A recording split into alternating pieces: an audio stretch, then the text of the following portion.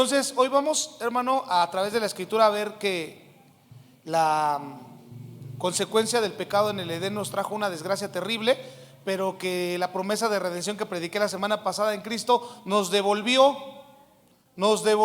al Edén. Y el Señor ha venido trayendo un proceso de retorno al diseño original. Es decir, y antes de leer, quiero hacerle una pregunta. ¿Usted se imagina cómo era la vida en el Edén antes del pecado? Déme chance un minuto, piénselo. ¿Cómo habrá sido? ¿Cómo habrá sido allá? Un jardín exuberante, un jardín, hermano, en el cual tenían frutos de todo, un clima perfecto, no había depredación, las flores no tenían espinas. ¿Qué más? No había vergüenza ni temor ni nada de esas cosas. Bueno, ¿cómo habrá sido la vida allá? Resulta, hermano, que una de las verdades a medias que Satanás le dice a Eva cuando la está engañando, le dice: Dios sabe el día que coman del fruto del árbol o del árbol del conocimiento del bien y del mal, serán abiertos vuestros ojos. Pero lo que no le dijo era lo que iban a ver esos ojos abiertos después. Según él dijo: y seréis como Dios, conociendo el bien y el mal. Pero déjeme decirle algo, hermano. Lo único que encontró Adán y Eva una vez que comieron del fruto es que vieron la fragilidad que eran ellos dos. La fragilidad que tenían ellos. Se dieron inmediatamente cuenta de que estaban desnudos y que eran vulnerables. Qué triste, hermano, porque de ahí se desencadena todo lo que vamos a hablar hoy. Amén. Y resulta, mi amado hermano, que ahora el Señor nos devuelve nuevamente a la condición a la que estaba el hombre originalmente acostumbrado, que era la presencia de Dios, la voz de Dios audible, ¿verdad? Sin temor, sin vergüenza, etcétera, etcétera, etcétera. Pero lo vamos a ver a través de la escritura, ¿le parece? Génesis, ya se la sabe, capítulo 3, pero ahora versículos del 7 al 24. Cuando lo tenga, por favor diga amén. Si no, la pantalla, hermano, estará pasando el texto para que no tardemos tanto en buscarlo, ¿vale? Amén. La palabra de Dios dice de la siguiente manera: entonces fueron abiertos los ojos de ambos y conocieron que estaban desnudos. Entonces cosieron hojas de higuera y se hicieron delantales. Y oyeron la voz de Jehová que se paseaba en el huerto al aire del día, y la presencia de Jehová Dios entre los árboles del huerto. De todo lo que estaba allá. Mas Jehová Dios llamó al hombre y le dijo: ¿dónde estás tú? Y él respondió: oí tu voz en el huerto y tuve miedo, porque estaba desnudo y me escondí. Y Dios le dijo: ¿quién te enseñó que estabas desnudo? ¿Has comido del árbol del que yo te mandé no comieses? El hombre respondió: la mujer que me diste por compañera me dio del árbol y yo comí. Entonces Jehová Dios dijo a la mujer: ¿qué es lo que has hecho? Y dijo la mujer: la serpiente me engañó y comí. Versículo 14. Y Jehová Dios dijo a la serpiente: por cuanto esto hiciste, maldita serás entre todas las bestias y entre todos los animales del campo. Sobre tu pecho andarás y polvo comerás todos los días de tu vida. Y pondré enemistad entre ti y la mujer, y entre tu simiente y la simiente suya. Esta te herirá en la cabeza y tú le herirás en el calcañar. Y a la mujer dijo: multiplicaré en gran manera los dolores en tus preñeces. Con dolor darás a luz tus hijos o los hijos, y tu deseo será para tu marido y él se enseñoreará de ti. Al hombre dijo: por cuanto obedeciste a la voz de tu mujer y comiste del árbol que te mandé diciendo: no comerás de él, maldita será la tierra por tu causa. Con dolor comerás de ella todos los días de tu vida. Espinos y cardos te producirá, y comerás plantas del campo. Con el sudor de tu rostro comerás el pan, hasta que vuelvas a la tierra, porque de ella fuiste tomado, pues polvo eres y al polvo volverás. Y llamó a Adán el nombre de su mujer Eva, por cuanto ella era la madre de todos los vivientes. Y Jehová Dios hizo al hombre y a su mujer túnicas de pieles y los vistió. Y dijo Jehová Dios: he aquí el hombre es como uno de nosotros, sabiendo el bien y el mal. Ahora pues, que no se alargue su mano y tome también del árbol de la vida, y coma y viva para siempre. Y lo sacó Jehová del huerto de Edén, para que labrase la tierra de que fue tomado. Echó pues fuera al hombre y puso al oriente del huerto de Edén querubines y una espada encendida que se revolvía por todos lados para guardar el camino del árbol de la vida. Amén y amén. ¿Te parece si oramos? Señor, te pido que tu palabra, como siempre, sea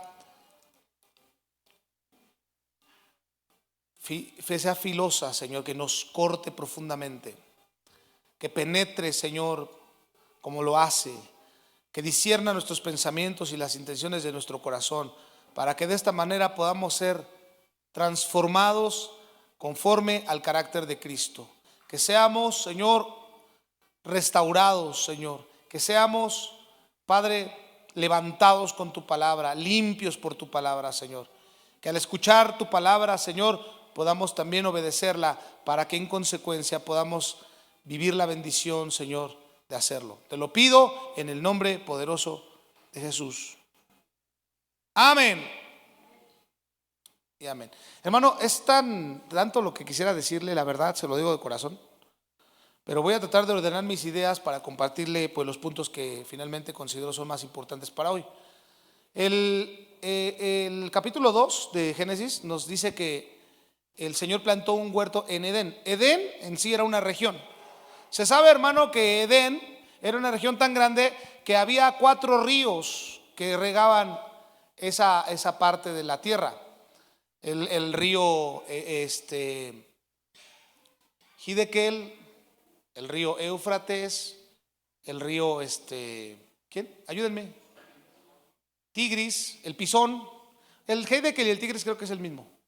Pero eran 4 ríos, hermano, y cuando usted va a buscar esa ubicación geográfica, se da cuenta que esos ríos, hermano, hay uno, el primero que se dice es que rodeaba la tierra de Jávila, y otro llegaba hasta la tierra de Cus. Es decir, hermano, que esos ríos llegaban hasta el África. Cuando la Biblia habla de ese territorio, habla de todo lo que usted conoce hoy como parte del África oriental y norte, obviamente, toda la parte del Oriente Medio, y hasta llegar probablemente hasta lo que hoy es conocido como Irak. Ajá. Y dice la Biblia, hermano, que Dios plantó un huerto al oriente de Edén.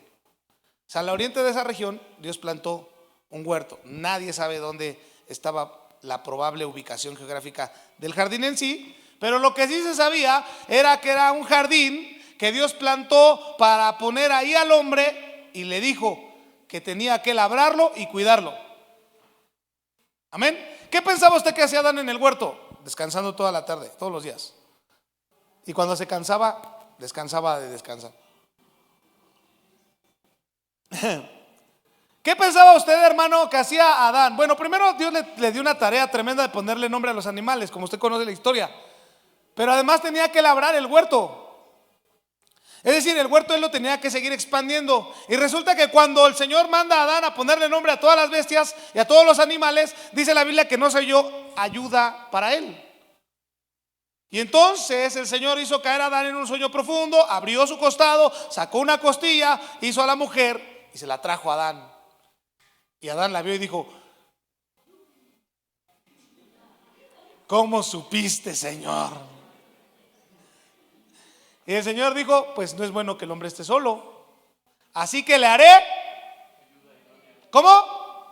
Ayuda idónea. Y de ahí viene la segunda pregunta. ¿Usted qué cree que hacía Eva en el huerto? Echándole pasote a los frijoles mientras Adán se iba. ¿Qué le hacía? ¿Qué hacía? Le ayudaba. Era una empresa, hermano, porque ya no eran 2, sino 1. Y entonces planeaban su día y decían: oye, por cierto, tenemos que en la parte occidental del jardín, quiero plantar unas, no sé, no. Acuérdense que no existen las espinas, Quiero plantar una especie de fruto o de flor, ¿no? Sí, mañana lo hacemos, etcétera. Quiero imaginar un poco eso, hermano, porque nosotros hemos estereotipado los roles del hombre y de la mujer. A través de la caída, hermano, lo único que hubo fue separación y hubo lucha de poderes. Por el orgullo y por todo lo que vamos a ver hoy. Resulta, hermano, que ellos estaban en comunión, no solamente entre ellos, sino con el Señor. Amén. Haciendo lo que Dios les mandó hacer, que era labrar el huerto y cuidarlo. Pero vino el día, hermano, en que la serpiente se atravesó en el camino de Eva para decirle: ¿con que Dios no les ha permitido comer de los árboles del fruto? Y Eva dice: no, ¿cómo? ¿Perdón? No, sí, del árbol, de los frutos podemos comer de todos, solo de uno no. Ah, ¿por qué? Y entonces la serpiente, como ya Eva le puso la atención, dice: ¿a poco? Entonces del único que no pueden es de este. Sí, ni tocarlo podemos. Usted va al capítulo 2 de Génesis, no va a encontrar que el mandamiento haya sido eso. Entonces la serpiente, hermano, que algunos creen que no era un animal en sí, que verdaderamente era una persona, y que realmente lo que se le dice, o se le dice serpiente, hermano, del griego, que es un ser que piensa, ¿verdad? De hecho, si usted no sabía, la palabra demonio son seres inteligentes. Demonio no quiere decir dientes y garras y ojos rojos. Demonio quiere decir ser inteligente. ¿Ok? Así que resulta, hermano, que está entablando una conversación y la serpiente le dice: pues mira que la toco el árbol y no pasa nada. No, la verdad es que Dios sabe que el día que coman de este fruto serán abiertos sus ojos y serán como Dios, conociendo el bien y el mal. Hermano, a Eva pone atención y se da cuenta que el fruto es bueno como para desearlo. Es decir, hermano, que se veía rico. Y extendió su mano y comió, y le dio también a su marido, el cual comió también, así como ella. ¿Y qué pasó? Fueron abiertos sus ojos, pero no a la manera en la que ellos pensaban que serían abiertos, sino que fueron abiertos, hermano, para su desgracia, para mirar, hermano, la consecuencia de la desobediencia y todo lo que esto en cadena iba a traer. Resulta, hermano, que hoy en día nos podemos dar cuenta de cuánto nos hemos separado del diseño original de Dios, que para prueba un botón usted busca en las noticias, hermano, y lo único que encuentra son tragedias. Este fin de semana bombardearon Venezuela. Ya no es para espantarnos, siempre y cuando no seamos venezolanos, por supuesto. Claro, ¿no? Porque había guerra en Ucrania y como usted no es ucraniano, pues está del otro lado del mundo. Se dice que siguen a los cristianos en Pakistán y en China, pero yo no soy chino ni pakistaní, así que de cierta manera no me afecta. O al menos a veces sí lo vemos, porque nos hemos desensibilizado, hermano. Hemos perdido la sensibilidad de que se habla, hermano, de las atrocidades que pasan alrededor del mundo, incluyendo nuestro país. Y tú y yo muchas veces estamos insensibles ya, o no tanto insensibles, pero tal vez indiferentes. Eso sí, no haya sido que tembló en Guerrero porque en Facebook estoy bien.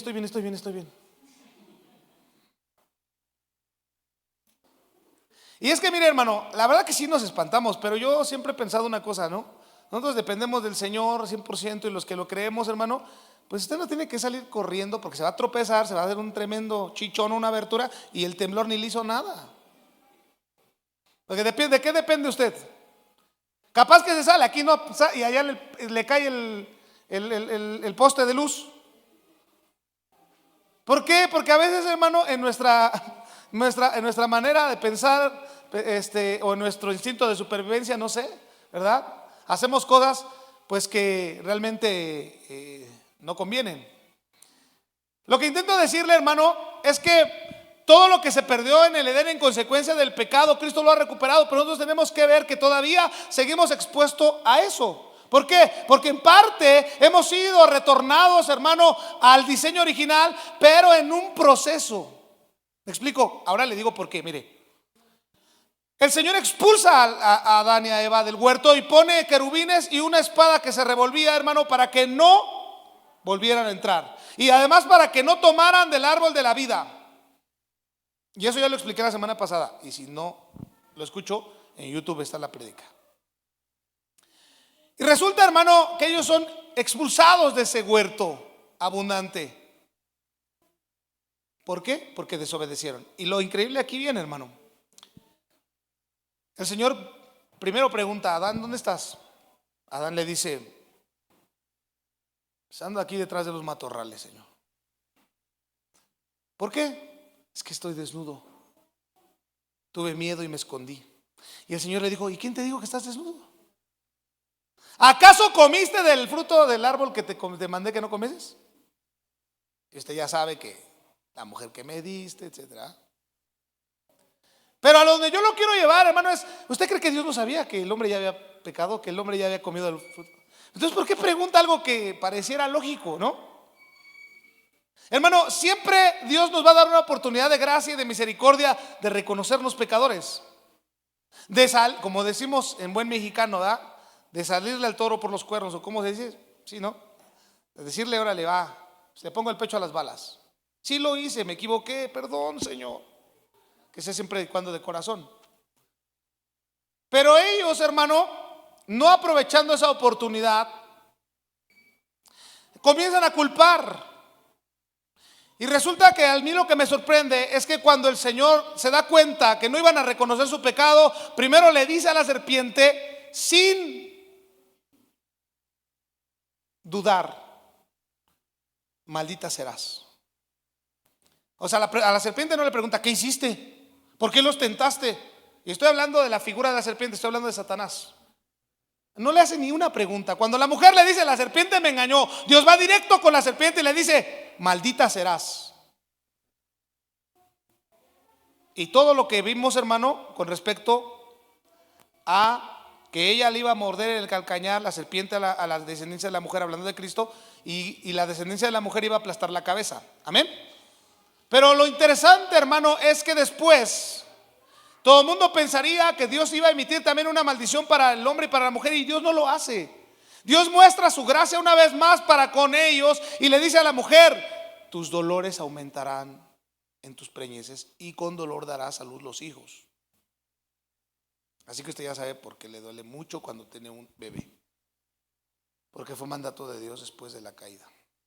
Algunos dicen, yo no sé, hermano, no estoy seguro, la verdad que nunca me he puesto tampoco a investigar al 100%, pero dicen algunos que realmente los animales, en este caso las hembras, cuando paren no sienten dolor, solo contracciones. Que el único ser que siente dolor como tal es la mujer. De hecho, hay un texto que mueve un poco esa sensación en mi mente, porque en Proverbios dice: Dios le pregunta a Job y le dice: ¿acaso tú sabes si las cabras monteses cuando paren sienten dolor? ¿Tú lo sabes? Entonces eso como que deja pensar. Pero bueno, no me voy a ir ahí tanto por ahí. Solamente quiero que usted sepa, hermano, que vino el Señor, le dijo a la mujer: sí, porque desobedeciste, y comiste del fruto, ahora van a aumentar tus dolores en tus preñeces y tus partos van a ser dolorosos. Y al hombre le dice: ¿y tú? Por tu culpa. Y ese, hermano, qué tremendo, ¿eh? Por tu culpa será maldita la tierra. Te producirá espinos y cardos, y comerás de ella con el sudor de tu frente hasta que vuelvas. Porque fuiste tomado de ella, pues polvo eres, y al polvo volverás. Pero Dios nunca maldice al hombre ni a la mujer, solo les impone un juicio. Pero no vamos tan rápido, hermano. Déjeme primero llevarle al tema de las consecuencias del pecado y cómo lo que produjo el pecado, hermano, fueron tremendas consecuencias. La primera consecuencia de la que te voy a hablar es la vergüenza. Pero antes de decirte esto, quiero que sepas una cosa. Cuando tú y yo aceptamos a Cristo Jesús, dice la palabra de Dios que el Señor nos trasladó del reino de las tinieblas, ¿a qué? Al reino del Hijo amado, al reino de la luz. Amén. Dios nos trasladó del reino de las tinieblas al reino del Hijo amado. El que ha aceptado a Cristo en su corazón, hermano, ha sido quitado del reino de las tinieblas y ha sido traído al reino del Hijo amado, el cual nos devolverá una vez más al diseño original. Amén. La primera consecuencia, hermano, por el pecado en el Edén fue la vergüenza. Lo primero que sintió Adán y Eva, hermano, una vez que pasó el fruto por su garganta, hermano, y lo comió, lo tragó literalmente, vio que estaba desnudo. Y ella también. Y entonces lo primero que hicieron fue cubrir su desnudez. Porque si usted lee, dice, y es curioso, hermano, que fueron a tomar hojas de higuera para hacerse delantales. O sea, solo se cubrieron la parte de enfrente. ¿Por qué, hermano? Porque el pecado lo primero que produjo fue vergüenza. Porque el pecado lo que produce en nuestra vida es vergüenza. Siempre el pecado va a causar vergüenza en nuestra vida, hermano. Y lo que va a hacer es que nos escondamos de la presencia de Dios, o que pretendamos hacerlo. Yo prefiero la segunda. Pretendemos escondernos de la presencia de Dios. ¿Cuántos aquí se han querido esconder de la presencia de Dios? ¿No dice amén? Yo sí, ingenuamente me he querido esconder de la presencia de Dios. Pero dice el salmista, hermano David, me encanta este texto del salmista David: ¿a dónde huiré de tu presencia, Señor? Si fuere a la profundidad del mar, ahí estás tú. Si tomare las alas del alba y volara a los confines de la tierra, ahí me encontrarás. Y usted y yo, hermano, muchas veces ingenuamente queremos escondernos de la presencia de Dios, como hizo Adán. Adán quiso esconderse de la presencia de Dios, hermano, y fue a coserse hojas de higuera para hacerse delantales juntamente con su mujer. Porque lo que produjo el pecado, la primera consecuencia, fue la vergüenza. Porque cuando fueron abiertos sus ojos, se dieron cuenta de la fragilidad que eran ellos. Somos seres frágiles, hermano. A veces, o muchas veces, tú y yo nos sentimos todopoderosos, pero somos seres frágiles, muy frágiles. Tanto que la Biblia dice que la vida del hombre es como la hierba del campo, que hoy está y mañana no. Es como el humo, como la neblina, que hoy está y mañana desaparece. Amén. Pero muchas veces, hermano, lamentablemente, cuando no obedecemos al Señor e infringimos sus mandamientos y por consecuencia, hermano, pecamos, el pecado lo que produce en nosotros es vergüenza, de tal manera, hermano, que nos hace huir, a escondernos de la presencia de Dios. Mucha gente hoy está huyendo de la presencia de Dios, hermano. Muchos de los que tú conoces, muchos hermanos en Cristo, están huyendo de la presencia de Dios. Y cuando tú les hablas del Señor, te dicen: por ahora no me siento bien, ando mal. Esa es la actitud. Mire lo que hizo Adán. No les estoy juzgando ni les estoy criticando, que quede claro. Lo que estoy diciendo, hermano, que es la prueba del efecto que causa el pecado. ¿Sí me explico? El hombre, la mujer que peca, hermano, siente vergüenza y se aleja de la presencia, va y se esconde de la presencia de Dios ingenuamente. Dios le tiene que llamar haciendo preguntas, hermano, que no tenía que preguntar el Señor. Las hace para ver si él reacciona un poco, pero ni uno de los dos tuvo reacción. Así que nosotros vemos que la vergüenza les causa también humillación a ellos, el uno con el otro, hermano, y lamentablemente disensión. Nosotros vamos a ver, hermano, que una de las cosas que se pierde en el huerto del Edén, una vez que fueron abiertos los ojos del hombre y de la mujer, hermano, es lamentablemente, y lo vemos hoy como reflejado, una lucha incansable, hermano, entre lo que pretendemos ser, la mujer y el hombre, ¿verdad? Vemos que hoy en día impera la ideología, la mujer empoderada, la mujer, ¿cómo le llaman? Feministas, hermanos, las que quieren quieren igualdad. Pero la realidad, hermano, es que no puede ser igual la mujer que el hombre, porque Dios nos hizo diferentes. ¿Me explico? No estoy hablando de que uno es más que el otro. Lo que estoy diciendo es que cada uno tiene en su propia conformación, hermano, lo que Dios puso en él y en ella para una función. Amén. Tanto que se complementan y el uno sin el otro no puede estar. Así de fácil y sencillo. Pero cuando el hombre, mi amado hermano, peca y se encuentra con la vergüenza, se aleja también de su mujer, se da cuenta que han sido humillados, hermano, y comienza esa separación. Y hoy en día estamos peleando, mi amado hermano, por asuntos tan terribles que son asuntos de diseño. Un hombre jamás va a poder parir un hijo. Usted dice, ¿quién sabe? ¿Qué tal la ciencia mañana? Por cuestión de diseño, hermano. ¿Sí, amén o no amén? Los cálidos brazos de mamá nunca se van a comparar, hermano, a veces a tal vez un poco la dureza del papá, ¿no? La firmeza del papá, no sé cómo ponerlo. Pero finalmente los dos son necesarios. Ni uno ni otro es mejor. Sencillamente son complementarios. Cuando nosotros nos demos cuenta, hermano, de que como iglesia tenemos que seguir, tú y yo, siendo la columna de baluarte de estas verdades, hermano, la sociedad por lo menos tendrá una luz de esperanza. Cuando la iglesia se va de filo sobre las ideologías, hermano, es lo que pasa. Claro, ahorita todavía no nos censuran tanto. Algún día tal vez nos empiecen a censurar, hermano, por hablar de estos asuntos. En Argentina ya lo hacen, por si usted no sabía.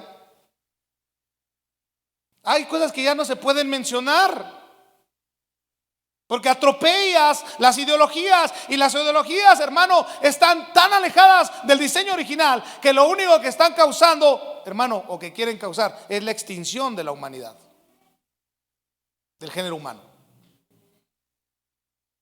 Así que la vergüenza, hermano, fue la primera consecuencia del pecado en el Edén. Y viene, hermano, una segunda cosa que está bastante dura. Aquí me va a poner usted. Quisiera que me pusiera un poco de atención, porque fíjese que la segunda cosa, hermano, fue la desconfianza. El hombre hoy en día no confía en nadie. Aleluya. Nos cuesta confiar en Cristo, hermano. Imagínense a qué grado estamos muchas veces de lastimados y heridos y alejados del propósito del diseño de nuestro Dios.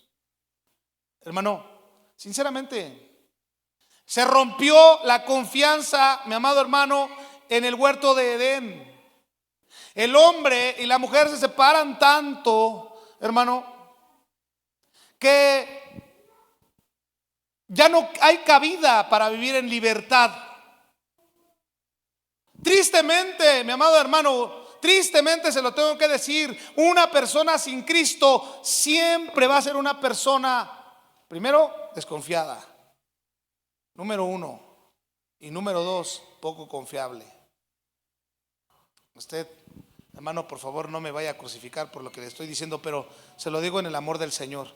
Si usted y yo, que tenemos a Cristo en nuestro corazón, viene una tentación en nuestra vida, hermano, la afrontamos con temor y muchas veces con el peligro de caer. Una persona que no tiene temor en su corazón del Señor, hermano, se va a ir de filo. Aleluya.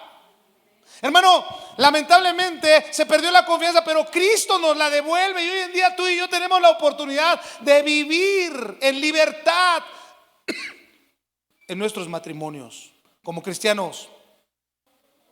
Aleluya. Tenemos la oportunidad, hermano, de devolvernos al diseño original y vivir dentro de una relación en libertad y confianza.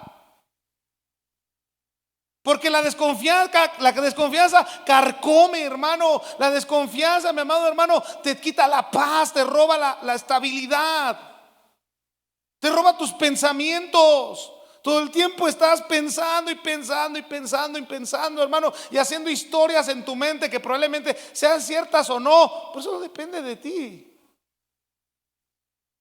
Y lastimando y lacerándote. ¿Por qué? Por la consecuencia del pecado. Ahora en Cristo, hermano, tú y yo tenemos la oportunidad de volver y retornar al diseño original, volviendo, hermano, a vivir en libertad. Aleluya.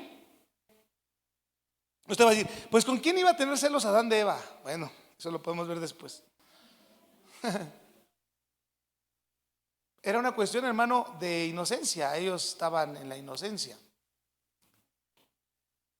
Cuando viene el pecado es cuando se revela hermano, lo que se perdió, y de lo que se perdió fue la confianza.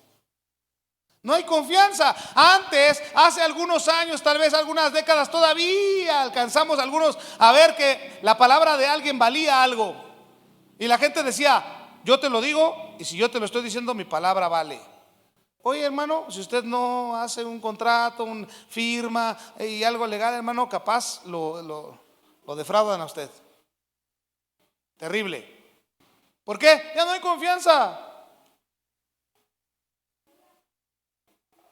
Se perdió por causa del pecado, porque el pecado causa desconfianza.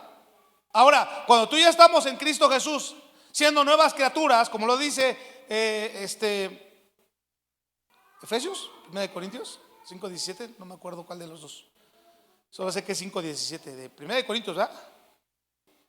Alguien que me ayude. Yo sé que usted sabe ahí el texto, pero me parece que sí es 1 Corintios 5:17. De modo que si alguno está en Cristo, nueva criatura es. ¿Verdad que sí? Sí, ok, entonces estoy en lo correcto. Todo esto para que usted vaya a verificar, no voy a decir que me saco de la manga los textos. Hermano, la Biblia dice que somos nuevas criaturas en Cristo. Amén. Nuevas criaturas en Cristo Jesús. Y cuando nosotros hemos vuelto a nacer de nuevo, hermano, en nosotros debe de haber esa confianza. Aprendemos a confiar. Aleluya. Porque sabe, hermano, tanto ha sido el desorden que se ha hecho alrededor, incluso de aquellos que se dicen ser o que enarbolan una bandera de cristianismo, hermano, en donde lamentablemente meten a todo mundo en el mismo costal y la gente a veces hasta se mofa de eso. Antes, acuérdense que los abusadores de niños eran los curas católicos, ¿no? Y hasta se hizo, yo sé que no todos los curas abusaban de los niños, ¿no? Pero se hizo ya hasta un estereotipo, ¿no? Y ahora todos los pastores son ladrones, todos, sin excepción. ¿Sí me explico, hermano? Y ese es el concepto. Porque eso es un concepto que tiene la gente. Y yo no se lo digo por redimirme delante de nadie. Yo se lo digo porque es lo que todos dicen. El primer comentario que te hacen la persona cuando le dices que eres pastor, dice, pues se ve que te va bien con los diezmos. No sabe ni siquiera la iglesia, el número de gente que está en la iglesia. Pero es que ya tienen aquí en su mente. Tampoco los voy a culpar, ni los voy a satanizar, ni tampoco les voy a decir, hermano, que se van a ir al infierno. Ni mucho menos. ¿Pero por qué? Porque lo que produce el pecado es desconfianza. Y acuérdense que el sabio, no es cierto, no fue el sabio rey Salomón, pero sí fue un sabio que dijo que el león piensa que todos son de su condición. Ya le iba a decir el sabio rey Salomón y usted, luego a los proverbios, ¿verdad? Es que yo lo conozco a usted que sabe Biblia, por eso no le digo nada. Nada a la ligera, vaya. Sí, hermano, el hombre de afuera, mire, a ver, le voy a poner ahí, ¿me permite oprimir un botoncito rojo? Sin que me vaya a apedrear. Y eso yo lo aprendí por la experiencia personal, por experiencia propia. No crea que me ando reflejando en otras personas. Cuando tú eres una persona, hermano, que no eres digno de confianza, vas a ser un desconfiado. Bueno, al menos eso era yo. Ya, para que usted no se sienta mal. Yo quisiera darle eso a manera de testimonio. Cuando yo no era digno de confianza, hermano, era desconfiado. ¿De verdad? Entonces, para que pensemos un poco, hermano, cómo está la condición de nuestro corazón con respecto a eso. ¿Se ha visto ustedes esos hombres celosos, pero que, hermano, con todo respeto se lo digo, muy probablemente tienen esa situación. ¿Por qué, hermano? Porque ese grado de desconfianza, hermano, tal vez la mujer nunca le ha dado motivos para desconfiar, pero no puede ni respirar libre porque ya el respiro fue para el vecino que estaba al lado. Resulta, hermano, que aunque nos sintamos mal, eso es la consecuencia del pecado, lo que dice la Biblia. Aleluya. Ahora yo le voy a decir una cosa, ya no puede ser que usted siendo cristiano, porque también los conocí, que usted siendo cristiano de muchos años, hermano, ¿verdad?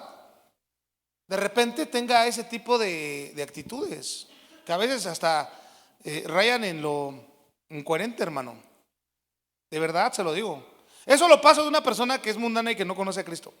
Pero uno que supuestamente ya nació de nuevo, hermano. A ver, hermano, de verdad se lo digo en el amor de Cristo.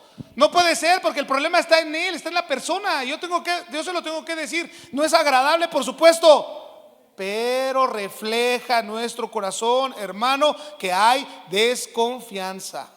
Y si mi mujer no me ha dado motivos nunca para que desconfíe de ella, ¿por qué voy a desconfiar? Si no solamente porque yo mismo me estoy dando los motivos. Aleluya. Le dije que que usted me iba a dar chance de un botón rojo y me dijo que sí. Y ahora ya me anda viendo así como que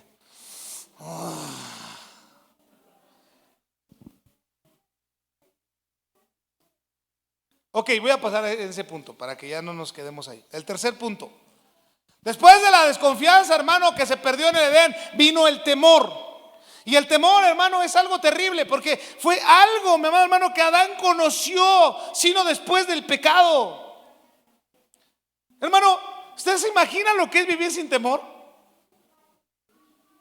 ¿Qué sería lo más maravilloso? Vivir sin temores de ningún tipo y de ninguna índole. Pero le tenemos miedo a todo. Le tenemos miedo a todo, hermano.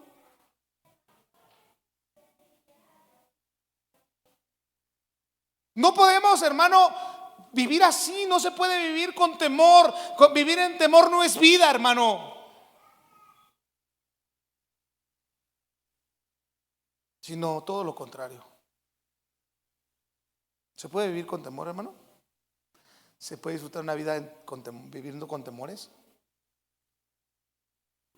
¿Qué pasará el día de mañana? ¿Y si me muero? ¿Y si me enfermo? ¿Y si nos dejamos con mi esposo o mi esposa? Ay, y viendo con temor, hermano.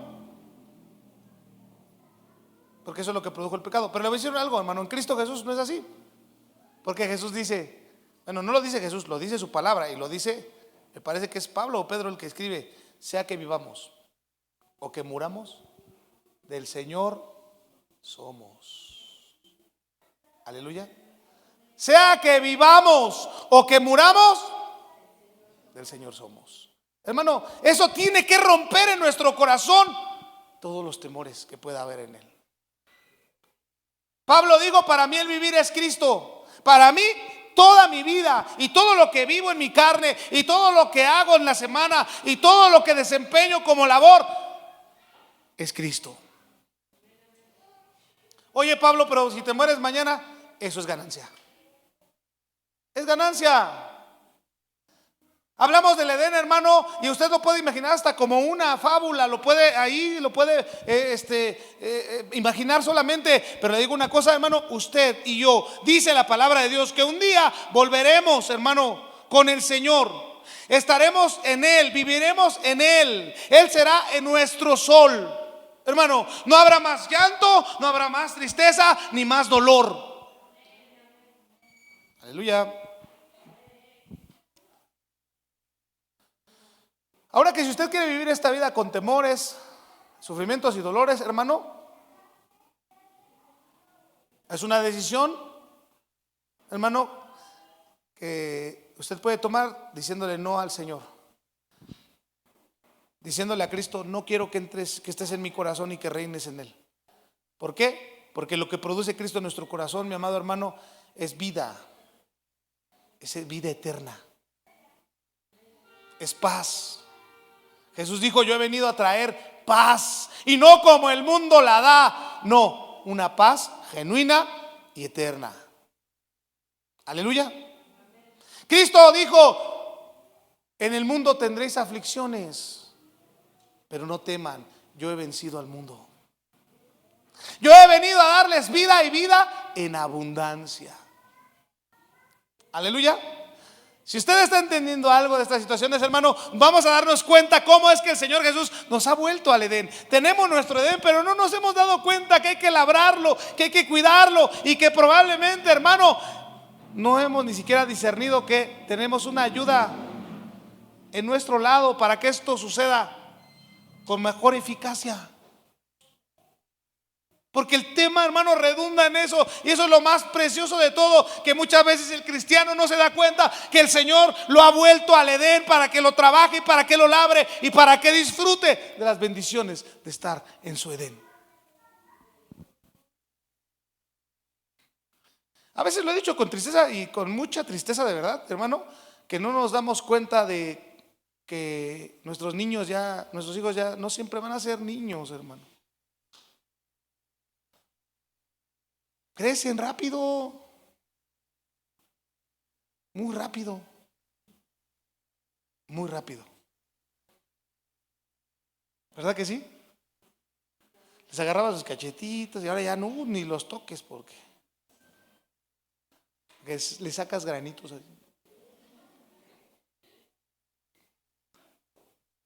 Escuche, hermano, vinieron estas tres consecuencias con respecto al pecado de Adán, que pasó a la humanidad, que la humanidad ha vivido con esto, hermano, que hemos nosotros literalmente pasado los siglos y los siglos y los siglos con estas situaciones, pero Cristo nos regresa, nos devuelve al Edén, hermano, aunque antes de llegar allá el Señor tiene que poner una corrección, tiene que corregir, tiene que, hermano, disciplinar para que la lección quede aprendida. Y esto, hermano, a mí me gusta abordarlo desde un punto de vista, ¿verdad? Sinceramente, muy misericordioso. Un tiempo, y yo no sé si a alguien aquí le tocó, pero a mí sí me tocó casi cuando te mandaban al Seol, esquina con el Hades, dando vuelta en el infierno, hermano.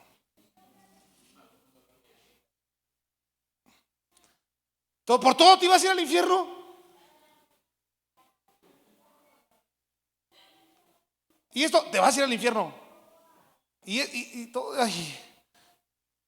resulta, hermano, que a veces hasta se avivaba más la llama del infierno que la de la gracia de nuestro Señor Jesucristo. Cuando se exhortaba a la gente era más mandarle al infierno que mostrarle la gracia de Cristo y su misericordia y decirle: arrepiéntete, cambia y mira que el Señor te va a devolver al Edén, a tu diseño original. Vino el Señor, trajo juicio, hermano, sobre la vida de Eva y sobre la vida de Adán. A la serpiente de plano la maldijo. A la serpiente de plano la maldijo. Pero a Adán y a Eva, hermano, el Señor no los maldijo. No los maldijo. Escuche.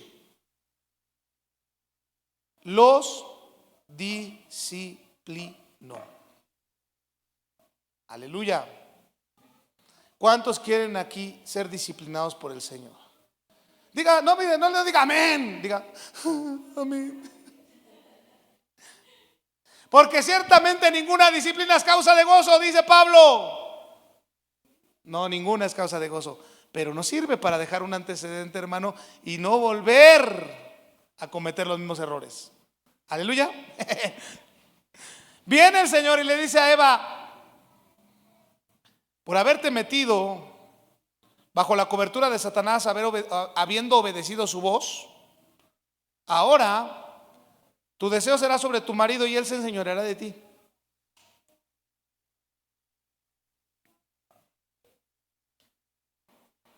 Y en ese pasaje, hermano, o al menos en esos versos, ¿verdad? Podemos malinterpretar, y yo siempre lo he dicho, y nos tenemos que manejar con mucha mesura, porque de ahí resulta, hermano, que muchos se van, sobre todo hombres, y más en otras épocas, ¿verdad? Eran, ¿ya viste? Es que la mujer tiene que estar sujeta como si fuese sometimiento. La pregunta es esta, hermano. En el Edén no era así. Después de la caída, lamentablemente, fue así por causa del pecado. Le haré ayuda idónea, dijo el Señor. Nunca le dijo: le voy a hacer una, pero que la traiga bien sometida. No, le dijo: haré ayuda idónea para él. Que se platiquen, que se pidan opinión, que digan: ¿cómo ves, mi amor? Que se edifiquen el uno al otro. Amén. Eso es la ayuda idónea, hermano o hermana que estás aquí. Porque podemos caer en los dos extremos y la misma palabra lo dice. De hecho, a Adán el Señor lo regaña porque le dice: por cuanto obedeciste la voz de tu mujer. También está ese otro extremo. Ahí voy a dejar un silencio así un poco incómodo. Por cuanto obedeciste a la voz de tu mujer. Ahí fue donde salió Superman, ¿sí sabían? Superman Dillon.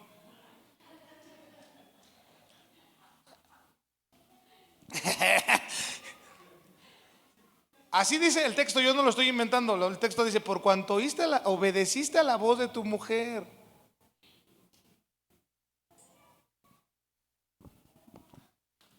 Pobre Adán, ¿no?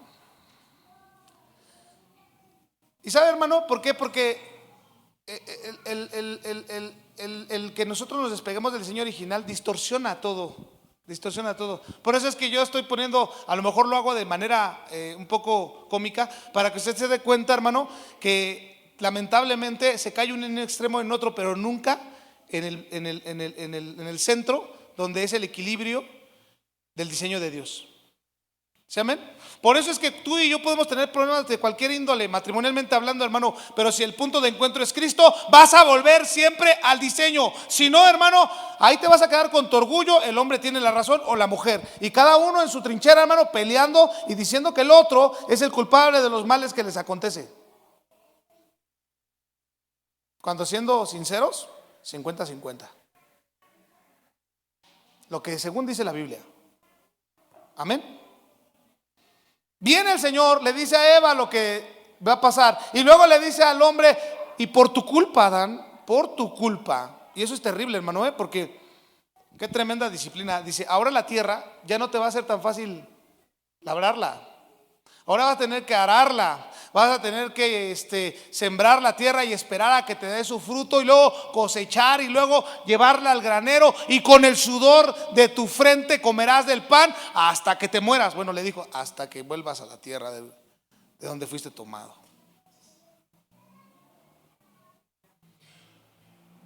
Le voy a hacer una pregunta que yo le he hecho en otras ocasiones, pero que espero que la haya meditado. Yo un día le pregunté, sobre todo lo pregunto cuando yo los estudio los miércoles: ¿usted se acuerda de la historia donde Jesús está enfrente de la tumba de Lázaro? ¿Sí? Y dice la Biblia que Jesús lloró, ¿verdad? Jesús lloró. No me vayan a contestar, guárdense sus respuestas, nada más piénsenlas, porque si no ahorita. Y yo les pregunto siempre: ¿por qué creen ustedes que lloró Jesús? Ya saben, se aventan: es que vio a todos llorando y sintió feo.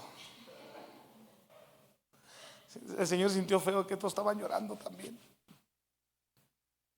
Pero nosotros sabemos que lo iba a resucitar, ¿o no? De hecho, le dice a Marta: tranquila, duerme, él duerme. Pero si el Señor sabía que lo iba a resucitar, ¿por qué lloró en su tumba? Piénselo.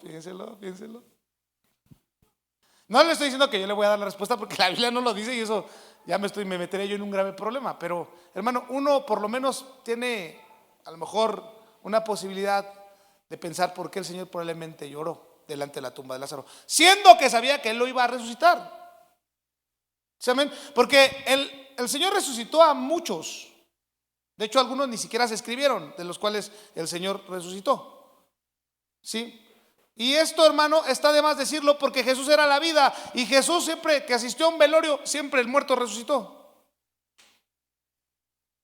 Pero ¿por qué la historia tan famosa de Lázaro, hermano, es más famosa? Por el hecho de que Jesús llora delante de una tumba, sabiendo que él resucitaría a ese hombre, siendo que el hombre estaba en estado de descomposición. Su cuerpo ya estaba en estado de descomposición, y el Señor lo resucita. Y esto, hermano, yo no lo inventé, esto yo lo escuché de un profesor, y siempre me gusta compartirlo, no como doctrina. Escuche bien, y estoy aclarando para que no anden después: el pastor dijo. Lo que supone o suponía este profesor es que el propósito de Dios cuando creó al hombre es que el hombre no muriera. Y cuando él ve a Lázaro, hermano, en esa tumba, se da cuenta que toda la humanidad tiene ese destino. Y es lo que le pesa al Señor en su corazón. Tiene el Señor que, hermano, volver al hombre a su diseño original. Tú y yo vamos a ser eternos un día, en un cuerpo eterno, glorificado. Amén.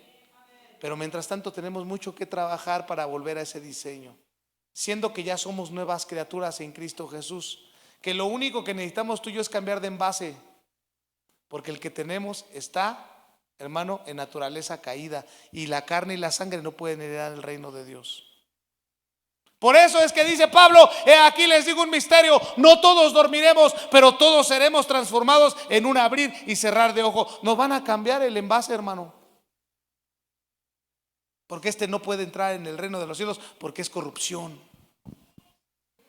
Se corrompió, tiene deseos y pasiones desordenadas,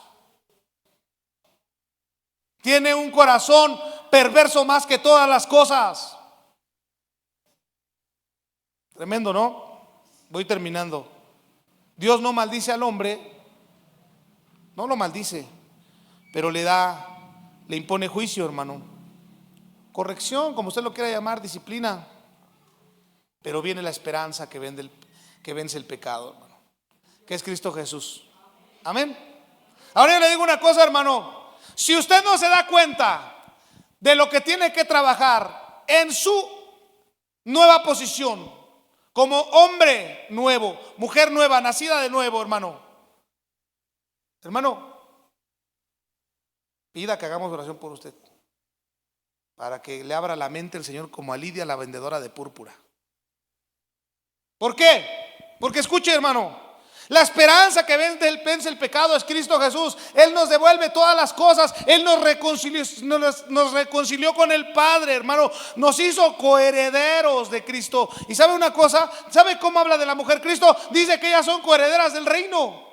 Jesús no pone a la mujer debajo del hombre. Jesús dice Pablo, ya no hay más varón ni mujer en Cristo, ni esclavo ni libre, ni bárbaro ni escita. Ya no hay judío ni griego, porque delante de Dios somos iguales.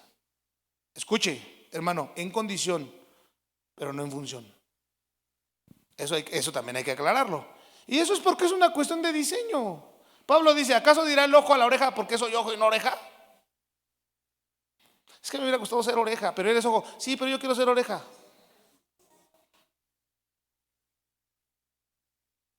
¿Se da cuenta? Es una cuestión de diseño, hermano. La mujer es vaso más frágil. El varón es frágil, la mujer es más. Para que la mujer también no sienta que también puede agarrar agarrotadas al hombre. Total, tú no eres frágil. No, sí somos frágiles, pero ustedes son más frágiles. Ustedes son de no se toque porque se rompe, ¿no? Esos somos más de esos tarros de que los avientan. Ay, se sobrevivió. Se le voló la orejita, pero todavía sirve. Y la mujer es vaso más frágil. Amén. Fíjense que eso también nos cuesta a nosotros. Parte de la restauración de nosotros los hombres, hermano, cristianos, los nacidos de nuevo, es entender que la mujer es vaso más frágil. Perdónenos, ténganos paciencia también. Acuérdense que allá en el mundo nos enseñaron que a una mujer no se le pega con el pétalo de una rosa, con la maceta entera se le da, pero para que entienda.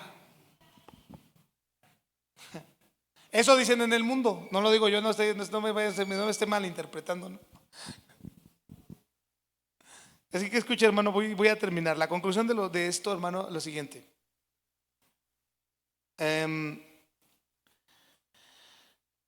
Este relato que encontramos en Génesis es vital para nosotros como un recordatorio, que la consecuencia del pecado siempre son profundas y lamentables. No pensemos que no sufriremos consecuencias por el pecado, porque siempre habrá dolor, desconfianza, temor y culpa, lo que ya abordamos. Esto debe llevarnos, mi amado hermano, de verdad, en serio, a tener una vida cristiana. Porque ¿a quién le gusta vivir en dolor, temor, culpa y vergüenza? ¿Verdad que no? hermano? Porque Cristo ya lo cargó. ¿Sabe usted que Cristo llevó el oprobio? Y la palabra oprobio quiere decir vergüenza. Él soportó el oprobio, hermano. La vergüenza y el sufrimiento lo cargó Él. Ya no tenemos que cargarlo nosotros. Aleluya. Así que en Cristo nuestra culpa y vergüenza es cubierta por su justicia. En esta vida tenemos que luchar contra el pecado. Algunas veces, hermano, tengo que decirte que no ganaremos. Algunas veces tal vez caeremos. Pero debemos recordar que en Cristo y solo en los méritos de Cristo, nuestra culpa y nuestra vergüenza ya han sido cubiertas. Y yo le digo esto, hermano, porque a veces pensamos que llegar al Señor, bautizarnos y lo que usted ya sabe, nos hace infalibles ante el pecado, y no es cierto. Algunas veces el pecado nos derrotará, hermano, pero nos tendremos que levantar en el nombre de Jesús.